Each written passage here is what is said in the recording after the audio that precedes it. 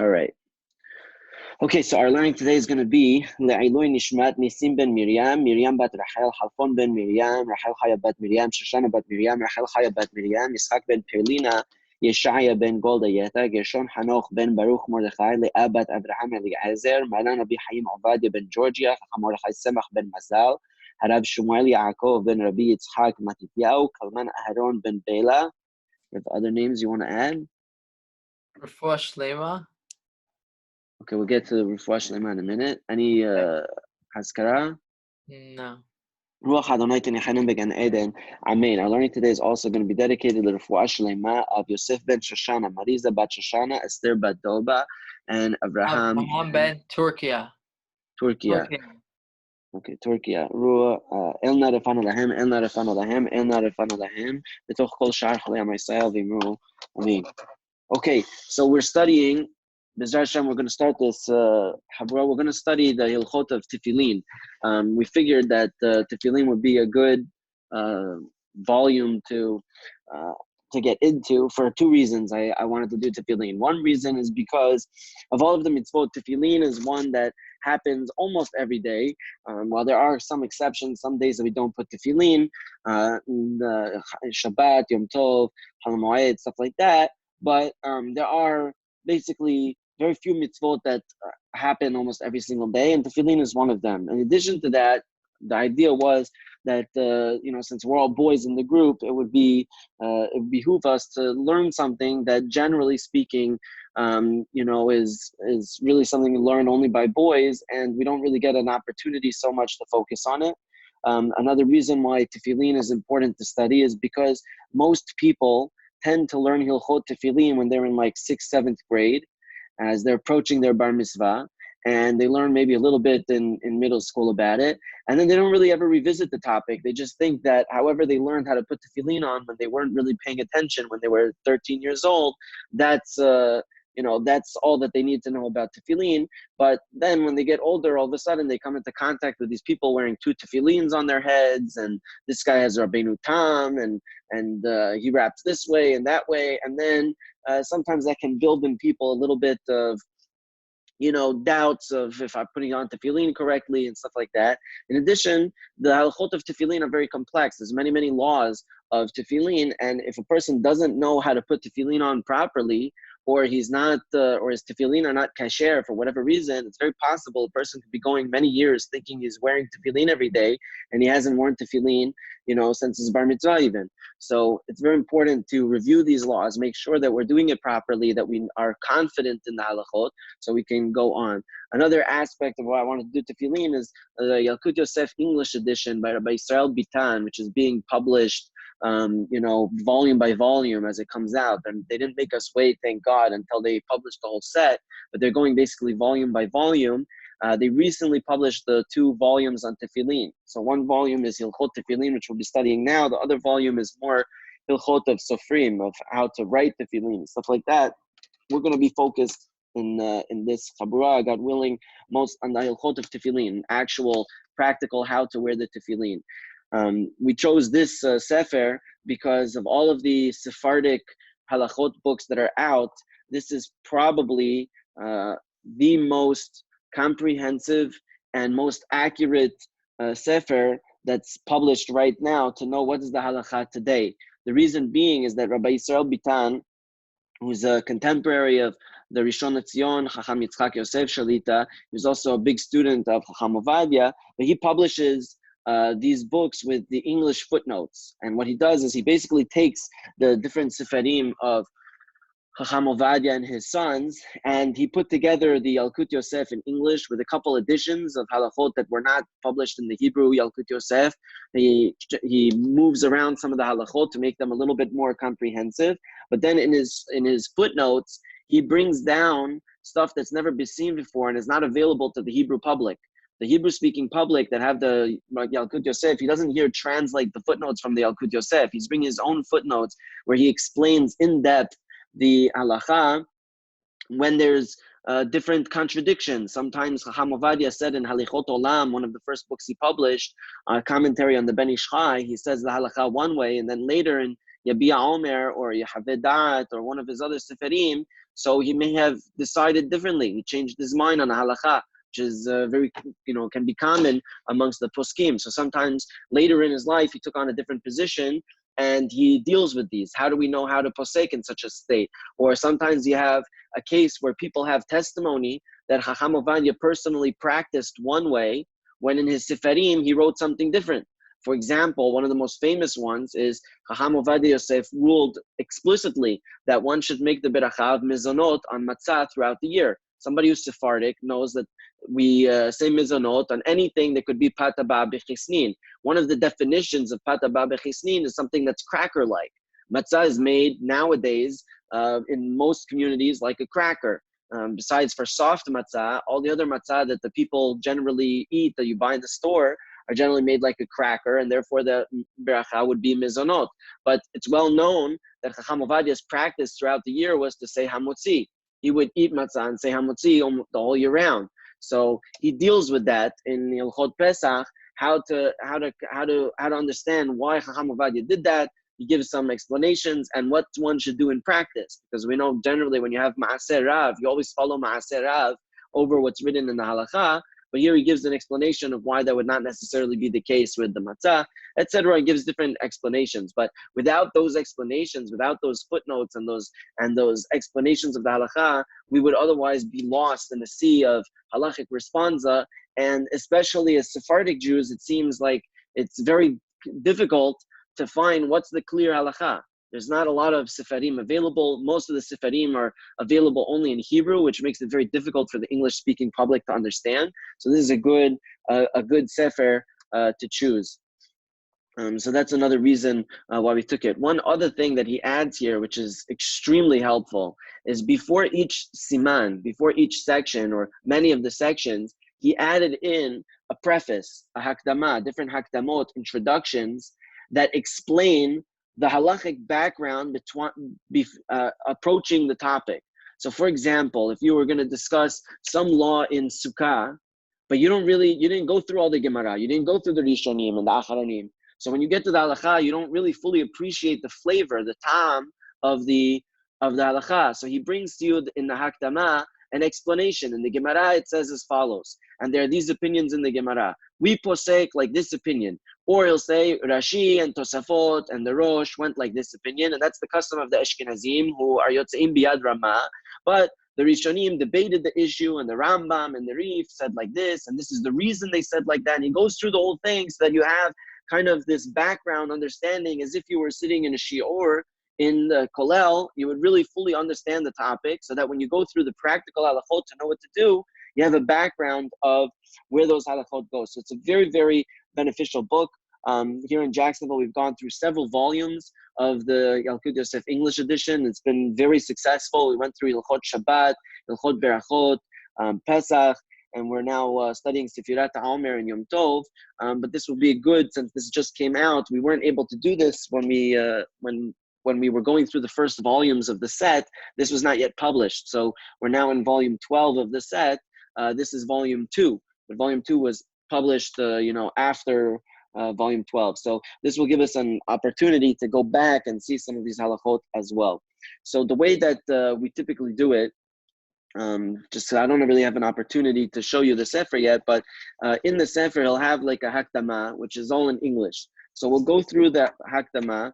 Generally, the way that we learn here, and that I'd like to continue doing in this, is we read through the Sefer. So we go through word for word what it says in the Sefer, and we try to speak out any kind of, if anybody has questions or understandings, or sometimes it's very common. I don't think that I have to prep you guys to do this, but in every Sephardic class, you'll definitely have one guy who's going to come up and say, but I heard that this guy said like this, or but I thought you're supposed to do like this. We're not ashamed to ask our questions or say disagree with the biggest poskim of the generation just because we saw some guy do it. So we'll bring up those and we'll address those as we go through. So we'll hopefully go through that. When we get to the actual halachot, the halachot will be in Hebrew. So he brings down in the top in Hebrew. So we'll read it and translate it. And then B'ezras Hashem will go into the English translation and we'll read it again in the English. The reason that we're reading the same halakha twice is because it really drives home the point. So we fully understand the halakha. B is sometimes in the English, they give a little bit of a kind of like a clarification, something that was said in the Hebrew that we might not have understood correctly, or sometimes an additional few lines that give a little more clarity or some examples to the halacha that helps.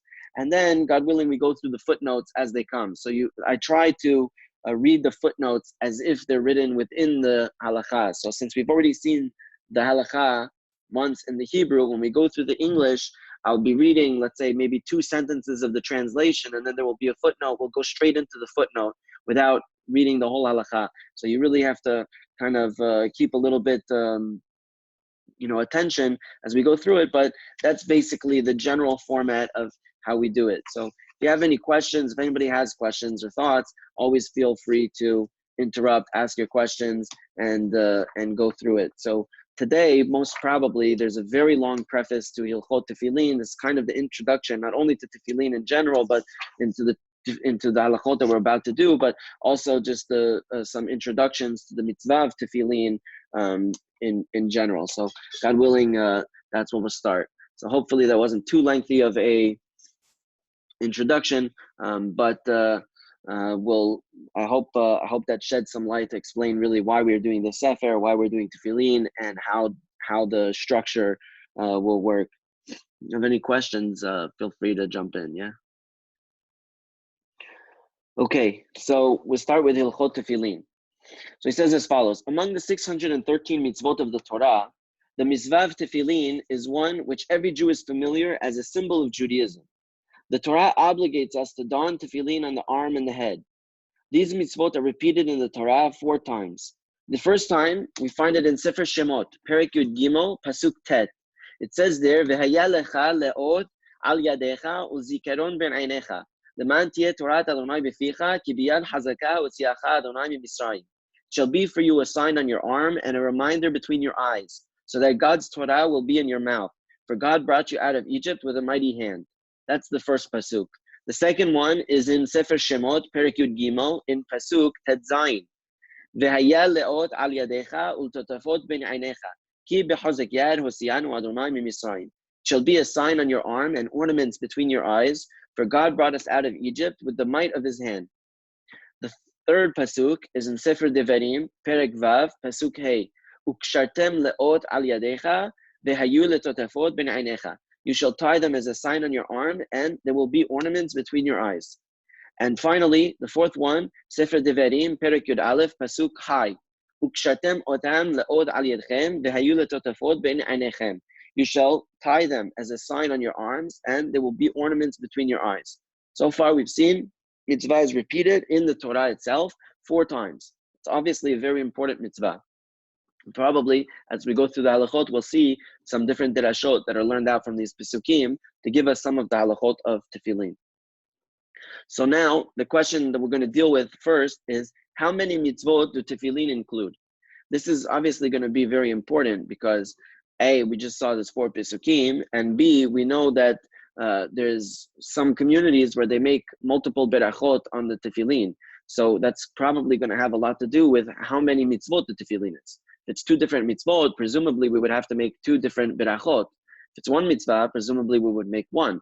So we have to really understand what's the case here. So how many mitzvot do tefillin include? The Gemara teaches in Masechet Menachot, Daf Mem Daled Amud Aleph. Rav Sheshat stated, anyone who does not put tefillin transgresses 8 mitzvot aseh. Rambam ruled as well in Hilchot Tefillin Perek Daled, Halacha Chavav, that he transgresses 8 mitzvot, explaining that the Torah commanded us in 4 different pisukim to place tefillin on our arms, which is the tefillin shel yad, and in 4 pisukim to place tefillin on our heads, tefillin shel rosh. So the first thing we see, according to Rav Sheshat, it's 8 mitzvot, 4 for the head, 4 for the arm. Rashi, on a comment to Masechet Menachot on Daf Mem Daled Amud Aleph, explained it from a different perspective. His position is that tefillin scrolls contain 4 passages from the Torah, and there's a separate mitzvah to don each of these passages on one's arm, and 4 separate mitzvot to don each of these passages on one's head. So not because the pasuk mentions it 4 times, but according to Rashi, each scroll itself is each portion, each pirasha in the scroll itself is a mitzvah. Therefore, we have to put the tefillin on our head, on our arms, and by doing so, we get actually 4 mitzvot each time because of each passage. When counting the 613 mitzvot, however, tefillin count as 2 in that list. This is because, as Rambam explained in the preface to his Sefer HaMitzvot, the 9th principle, although the Torah might repeat one mitzvah several times, emphasizing its gravity and importance, it still counts as only one of the 613. So even though we have 4 pisukim for it, it's only one mitzvah according to the Rambam. But here it's listed twice, so we'll have to explain that. The response of Binyan Sion in Od Zayin pointed out that Rambam ruled in Hilchot Nesiat Kapayim, Perek Tedvav, in Halacha Yud Bet, that if a Kohen fails to bless the congregation after being called up to do so, he transgresses 1 mitzvah aseh that is akin to transgressing 3 mitzvot aseh. Following Rambam's ruling about the mitzvah of tefillin, he should have ruled that the Kohen actually transgresses 3 mitzvot, not just that it is akin to 3 mitzvot. After all, the identical expression is used in the Gemara regarding both cases. What's the difference between them? So he wants to know, how come by Nesiat Kapayim, he said it's like 3 mitzvot when it's listed 3 times. But by mitzvah tefillin, he says it is 3 mitzvot. The person transgresses 4 mitzvot. Another point brought up in this responsum is the fact that Rambam did not record the consequence of failing to fulfill the mitzvah of mezuzah or that of tzitzit. In these cases, one transgresses 2 mitzvot or 5 mitzvot respectively, as the Gemara states in the very same passage. The reader is invited to read the discussion in Binyan Sion for the author's resolution for these questions, or to suggest his own answers to them. So he doesn't give us an answer to this question, but he tells you it's something interesting to point out if you want to do a little more research in the Rambam, why the Rambam makes a differentiation. You can look in Binyan Sion, he gives a lengthy explanation about that, or you can look in the Rambam, try to come up with your own reasoning, what's the hiluk between tzitzit, mezuzah, and tefillin. So on the arm and head.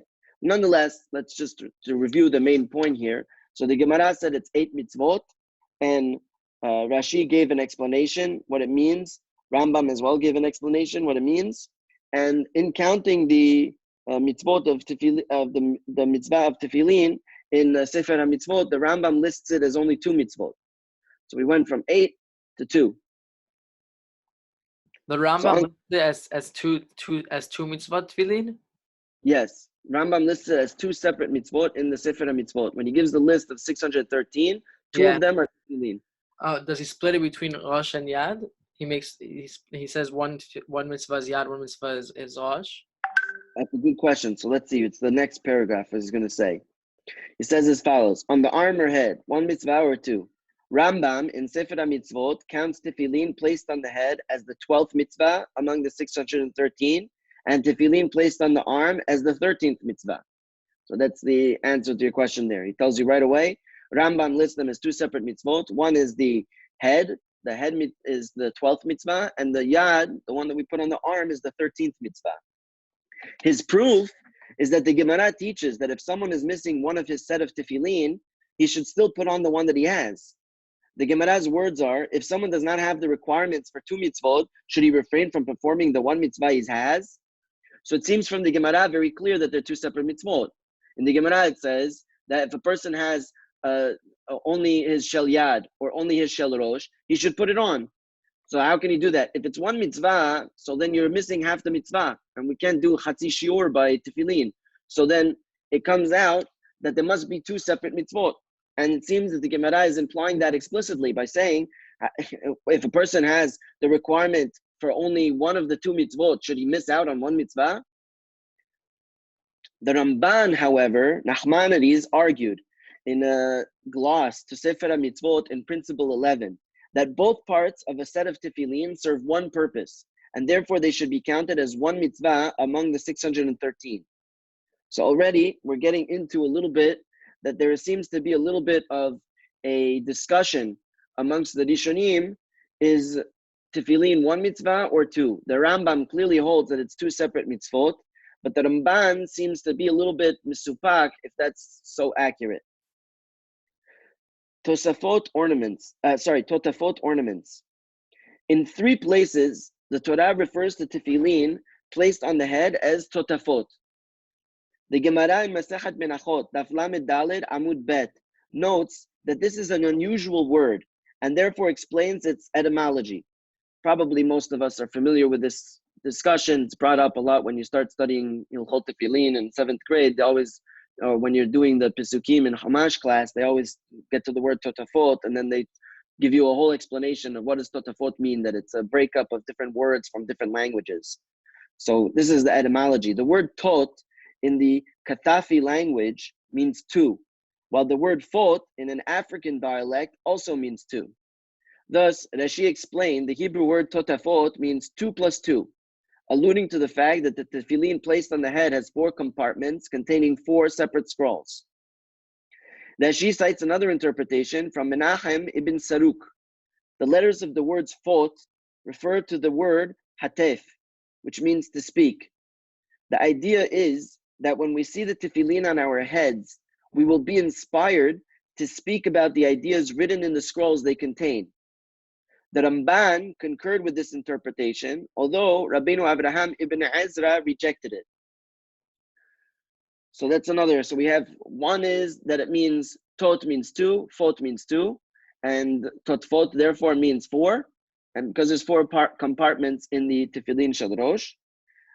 Or the interpretation of Menachem ibn Saruk that's cited by Rashi is that fot comes from the word hatef, which means to speak, and therefore when we put the tefillin, we'll be reminded and inspired to speak about the Torah, the ideas that are written in the tefillin. The Ramban, Nachmanides, noted as well that the Gemara in Masechet Shabbat, Daf Nun Zayin Amud Bet, explains that a totefet is an ornament worn across the forehead. He commented that the authors of the Gemara were expert in the Hebrew language, and if this is what they said the word means, it behooves us to accept their opinion. This is likewise the opinion of Tosafot in Masechet Menachot Daf Lamed Daled Amud Bet, and Rabbeinu Asher in Hilchot Tefillin Ot Bet. Support for this so his explanation is Totafot comes from the word Totefet, which means a thing worn, an ornament worn on the forehead. Support for this interpretation is found in the Midrash Sechel Tov in Pirashat Bo, which explains the Totafot as an ornament worn on one's head, citing the Targum for the Pasuk in Yehezkel, Daf in Perek Chaf Dalid in Pasuk Yud Zayin. Pe'erecha havosh alecha. Fasten your totafot on you. The Torah Temimah, in a footnote 66 to Sefer Shemot, Perek Yud Gimel, added that the Targum in a number of places uses the word totefet for ornaments and jewelry, including in Sefer Shemuel Bet, Perek Aleph in Pasuk Yud, and in Yehezkel, Perek Chaf Dalid in Pasuk Chaf Gimel. So we see this one explains that the word totafot means like a jewelry or an ornament. The Hiskuni, in a comment to Sefer Devarim, Perek Vav, Pasuk Hey, explained that the word totafot means something to be gazed upon, citing proof from the Gemara in Masechet Megillah, Daf Yud Daled Amud Bet. When we gaze upon the tefillin, we are reminded of the miracles that took place when our ancestors left Egypt. This interpretation is likewise mentioned by Tosafot and Rabbeinu Asher. So the Hiskuni says it's something that one looks upon, someone looks at it. The Ketav VeHaKabbalah, on a comment to Sefer Devarim Perek Vav Pasuk Hey, asserts that Totafot is a synonym to Ot, and both words mean sign. The tefillin are a sign symbolizing our commitment to fulfill all the mitzvot mentioned in these passages. By placing tefillin on the arm, across from the heart, we affirm that we subject all our desires and emotions to obey God's will. By placing tefillin on the head, we affirm that we subject all the facets of our souls, which are seated in our brains, to serve God. In summary, the word totafot is interpreted as 2 plus 2, speech, and ornament worn on the head, gazing, and sign. So those are the different explanations. We saw the first one, tot means 2, fot means 2, so totafot is 2 plus 2. We saw hatef means speech. We saw that the Ramban says that according to the Gemara, totefet is something worn on the forehead. We saw in the Midrash Sechel Tov that it means an ornament. So it's an ornament that's worn on the forehead. We saw the Haiskuni said that it means to look at something. And we saw the Kitab HaKabbalah who said that it means it's a sign. It's a synonym to the word ot, which means a sign. So that's another background we should have as we go through tefillin to understand where that comes from. The word tefillin. Tosafot in Masachet Menachot, Daf Lamed Daled Amud Bet, wrote that the word tefillin is related to the term pilul, which means to judge and verify. They cited the Gemara in Masachet Sanhedrin, Daf Mem Daled Amud Aleph, stating that Pinchas proved himself to God. The tefillin testify and verify that the wearer is someone who gives his allegiance to God, and therefore others should be in awe of him. Rabbeinu Asher and the Arba'at Turim concurred with this interpretation. Based on this, the Tosafot Yom Tov, on a comment to Masechet Menachot, Perek Dalid in Mishnah Aleph, asserted that the letter Lamed in the word tefillin must be pronounced with a dagesh, since the root of the word has two letters Lamed. So whenever you have in Hebrew, it's just a grammatical rule that whenever you have in Hebrew two letters that are the same and you take out one in the word, so the letter becomes dagesh. You have to read it with an extra emphasis. It makes it a stronger word.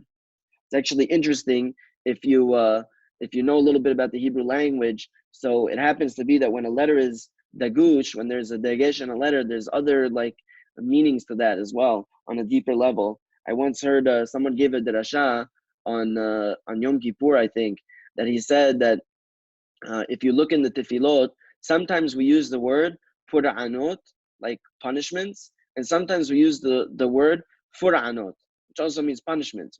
Sometimes we read it pay with the dagesh, and sometimes we read it afei without the dagesh.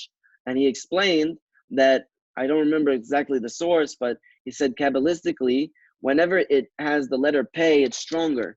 So it's a stronger type of punishments. And when you have the letter fei, it's like a weaker type of punishment, something softer, not as big of a punishment. So he said in the prayers, if you look through the prayers, it's interesting when you have that in mind. As you look through the prayers, you'll start noticing that where you are in the prayers, sometimes you ask for things in a different way, and you'll see the letter will change depending on what it is, where you are in the prayer. So it'd be interesting, just behooves you next time you look in a Siddur, to take a look and see, like when you're praying for something spiritual, what letter does it use? And when you're praying for something physical, what letter does it use? And to keep that in mind, that when it's dagush, there's more of an emphasis. It means something stronger. So you'll see how you pray when you do that. But in any case, he again says here that the word pilul, which is where it comes from, means to testify and verify. So it's coming to teach that the one who wears tefillin is a servant of Hashem, and therefore people should be in awe of him. The Bet David in Ot Chaf disagreed with this interpretation, since the word pilul means judging, but not testimony or proof. He says pilul doesn't mean testifying, doesn't mean verifying. Bet David says it means judging. Therefore, he suggested that the word tefillin is based on the word pili'ah, which means distinction or separation. The tefillin signify that a Jew is separate from and different than all other nationalities, and therefore the Shekhinah rests upon Jews and no other people. This is what Moshe Rabbeinu repeated in Sefer Shemot, Perek Lamed Gimel, in Pasuk Tet Zayin, that we be distinct, v'niflinu, from all the nations, based on Rashi's interpretation of that Pasuk. So one interpretation was tefillin is a testimony. The second one so far we saw was that tefillin is separation, that we are separate from everybody else. Harav Moshe Zakut in Kol Haremez suggested that the source for the term tefillin is in Sefer Bereshit, Perek Mem Het, Pasuk Yud Aleph, Filalti. The word means thinking. Filalti means thinking. This is appropriate for tefillin, since the Halacha demands that as long as someone is wearing tefillin, he must think about them and be aware of their presence on his person. Harav Yaakov of Emden in Moru Kisiyah on page 21a concurred with this, adding that judges are called pililim, since they must think and concentrate on a case before rendering a judgment. Harav David Pardo in Shoshanim LeDavid on Masachet Menachot Perek Dalet in Mishnah Aleph commented that this concurs with Rashi's interpretation of that pasuk. And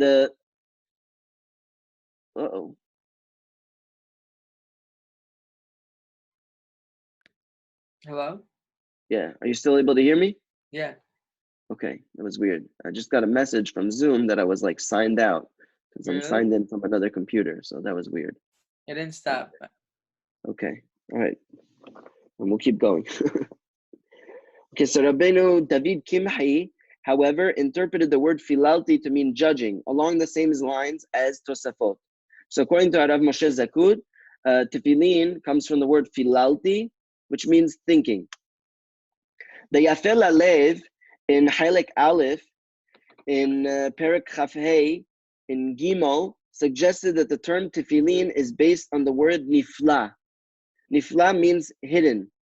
He showed several examples of the term with this meaning, including in Sefer Bereshit, Perek Hai, in Pasuk Yud Daled, in Sefer Devarim, Perek Yud Zayin, in Pasuk Het, and Sefer Devarim, Perek Lamed, Pasuk Yud Aleph. In all those places, the word nifla means hidden. We're thinking probably as it means like wonder, but nifla means like a hidden wonder.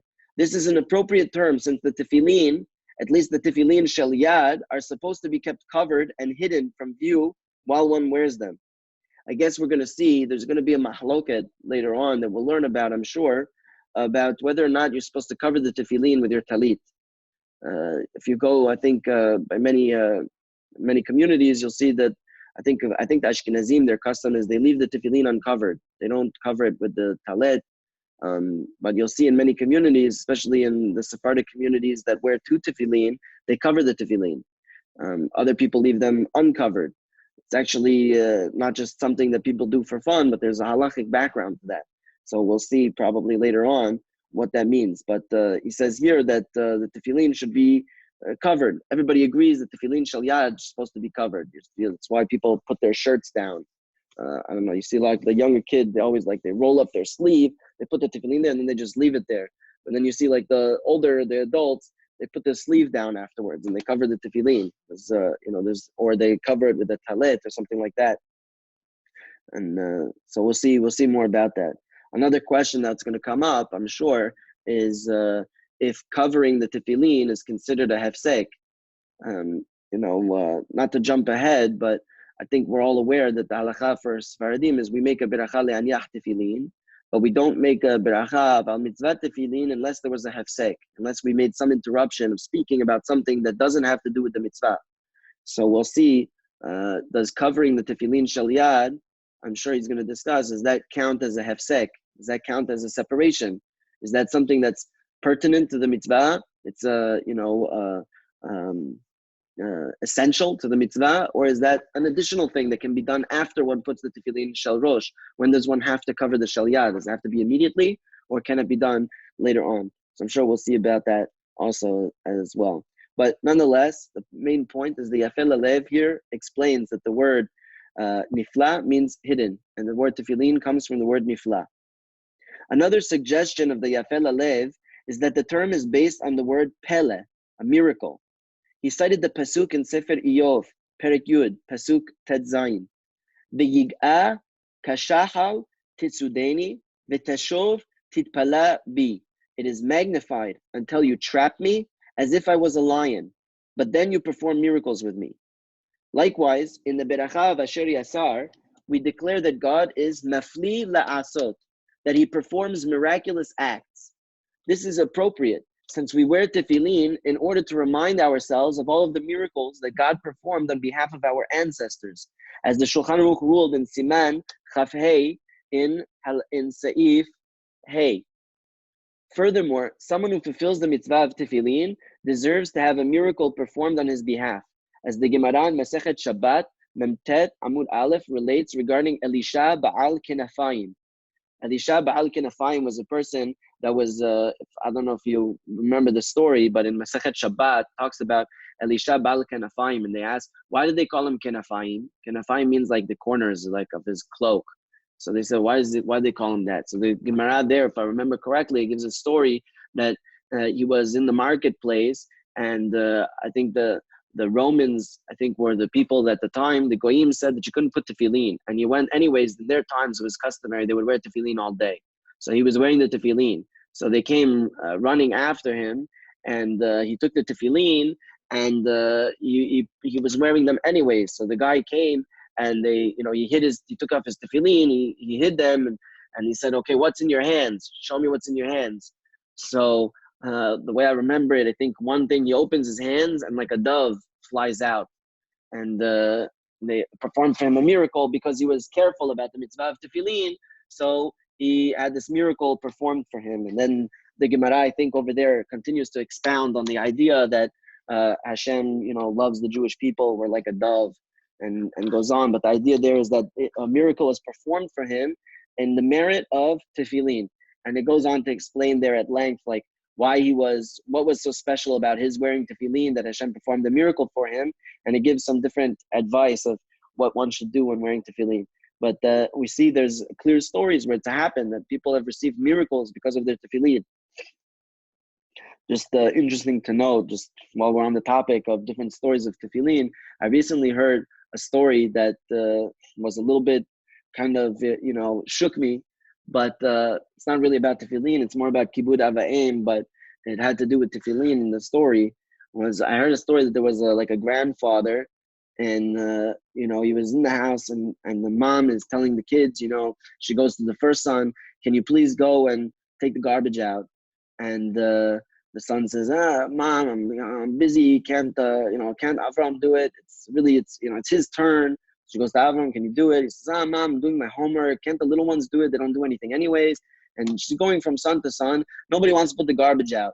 And they say, okay, we'll do a lottery, we'll do a raffle, and whoever gets the short stick, they're gonna go put the garbage out. And they see the grandfather's watching this, he's getting agitated. So they say to him, like, Saba, what's wrong? So he tells them, he says, look, I want to show you something. And he shows them on his arm, he has the tattoo from the Holocaust that he survived. So they say, he says, he says, you know why I have this? He says, I'll tell you. When I was very young, we were there, they rounded us up and they brought us to the trains, and we didn't really know what was going on. And they told us to go on this side and that side. My father was sent onto one side. He went loaded into a train on one side, into a car on one side. And my mom, me, and the rest of my family, we all got onto the other side, onto another train. And we were sitting there, and my mom, my sister's jumping up and down. She wanted to get a little snack. She wanted to eat something. So my mom opens up the suitcase. We didn't know where we were going yet, so we'd packed. So she opens up to give her a snack, and she sees there my father's tefillin. So she says, quickly, you got to go run to your father, bring him his tefillin. In the rush of things, they told us to go this car, that car, the Nazis. So she said, he forgot his tefillin. How's he gonna live? He doesn't have his tefillin with him. Please go run to the other car, give him his tefillin. So he said, but it's dangerous. It was not an easy thing to do. The Nazis didn't let us go from car to car. So he said, so I looked out and I saw the different soldiers are doing the patrol, and I watched and I waited until I could see where the patrol was, and I had to watch the dogs, to make sure that the dogs wouldn't see me. And when the right opportunity came, I took the tefillin and I ran to my father's car, and I jumped in and got inside. And I went and I gave him the tefillin, and he said, oh, thank you. And he says, okay, now you got to go back to your mom. So I went to the door to go run to my mom. And just at that moment, they closed the door on us. And he said, that was the last time I ever saw my mom or the rest of my family. He said, because of that mitzvah, I was able to survive. In 1 second. Akib, you got to go to mommy. Okay, go to mommy. Go.